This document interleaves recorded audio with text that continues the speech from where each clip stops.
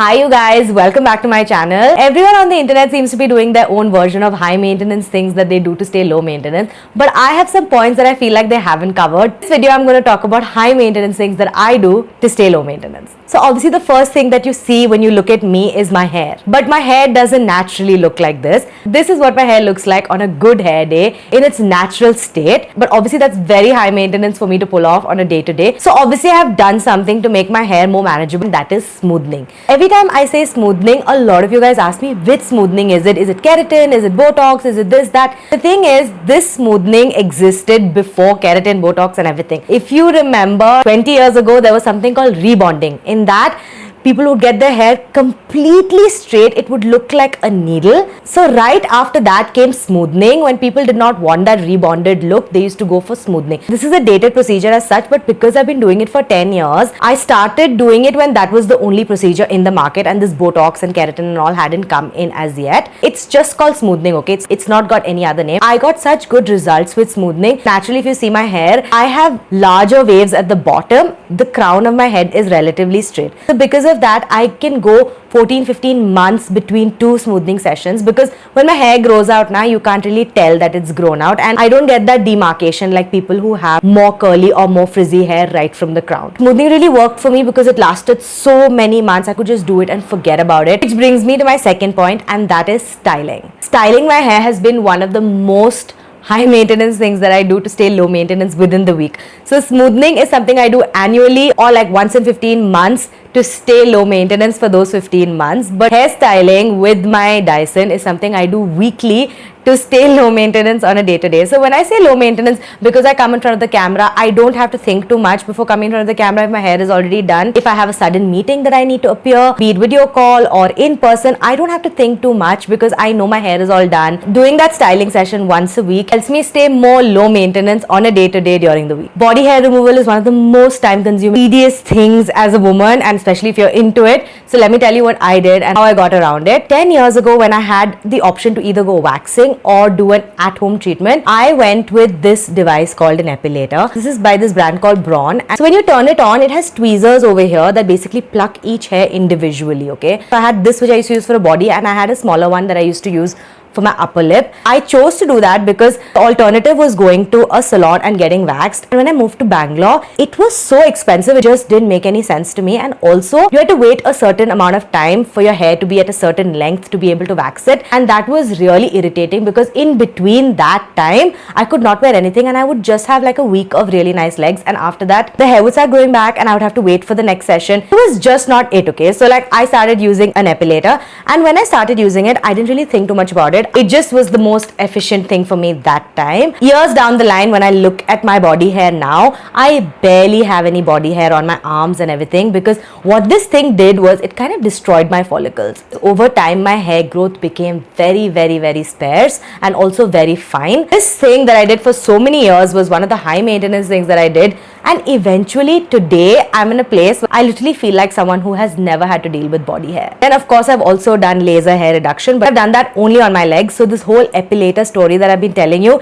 is for the rest of my body. Even though I just did laser for my legs, I feel like I've done it for my entire body because that's how little hair I have, because half the work was done by this epilator. Okay, so laser hair reduction, I'm telling you, it's one of the best investments you can give yourself. Now the price point is so nice. It's a much better bet for your long term, obviously, because freedom you get once you don't have body hair, it's like world is your oyster, okay? Any outfit that you want to wear, you can wear any given time. And I'm telling you, people who don't have to think about that, that's a huge mental load off already. Next, moving on to nails. I do gel nail polish every now and then. I know gel nail polish in the long run destroys your nail. I have an experience where I feel like it somehow strengthens my nails. Just hear me out, okay? Every time I do gel polish, like the gel coats my nails and makes it thicker, harder and more strong. The nail itself might not be strong, but it's protected. So I don't end up chipping my nails and my nails grow longer. So the next time I go to the salon to remove it and put a new one, if the salon is doing a good job and they're not actually ruining your nail itself, then when you go in to do your next session, your nail has grown so much. And then by the time you go for your third session, your natural nail grows so much longer than if you had done nothing at all. For me personally, I really love doing gel polish because it helps my natural nails grow longer, and then I don't have to use extensions and stuff like that in a couple of months. I do this this once in 3-4 weeks, and then I have beautiful, nice, long, presentable nails. Okay, the next thing that I want to include is that I invest in really high quality basics when it comes to clothing and fashion. Okay, so I have tops, really high quality tops in all neutral colors.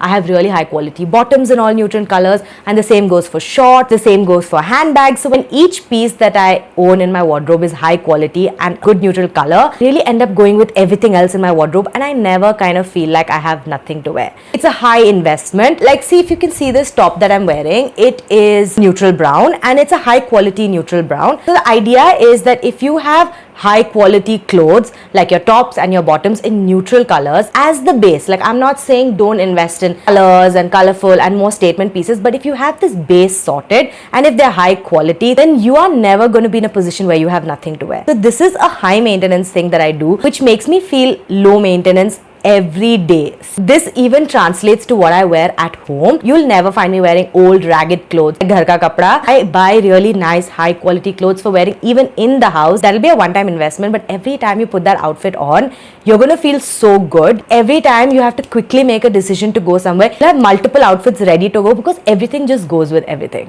Okay, the next thing I want to talk about is I invest in high quality fine jewelry that I wear every day, which means that I don't really change out my jewelry based on the outfit that I'm wearing. Unless I'm going for like a party or like something traditional and I need to swap out my jewelry for something more statement. But on a day-to-day, I don't really swap out my jewelry because I have invested in really high quality fine jewelry. So the earrings that I'm wearing here, I get so many questions about it. If you see the necklace that I'm wearing here, I get a ton of questions about it. Then my rings, my bracelet, these are all fine jewelry. They're like real diamonds, real gold and all of that. And I buy pieces that are classic, that look good with everything. I wear it in one shot and I forget about it. It's one high maintenance thing obviously, but it makes everyday life so low maintenance because I don't have to think about jewelry after this.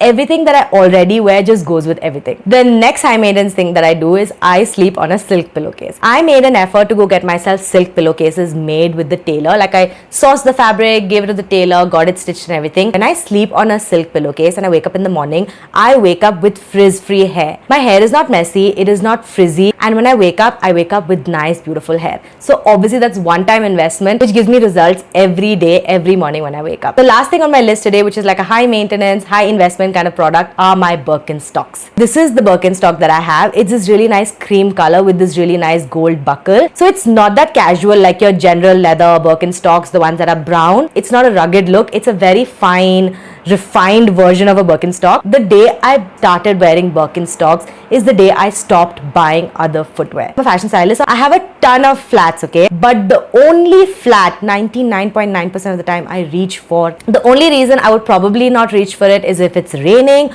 or if it doesn't go with the outfit that I have. Because this style is in neutral, it literally goes with everything. Trust me, if you buy a Birkenstock, you wear it for 3 weeks without complaining because in the beginning it is not going to be comfortable. But after that, you're not going to look at any other footwear. If you want to wear flats, you're going to opt for the Birkenstock. If you want to wear closed shoes, you're going to go with something else. So a Birkenstock is definitely one of the higher investment, high maintenance things that I have that keeps my day-to-day decision making absolutely low maintenance because I just don't pick another footwear to go with my outfit. It's the most comfortable flat option that you can possibly own. Anyway, that's my list of high maintenance things that I feel like other people haven't covered that make me stay low maintenance. Let me know if there are any high maintenance things that you guys do because I'd love to know. Anyway, that's all for today. See you in the next one.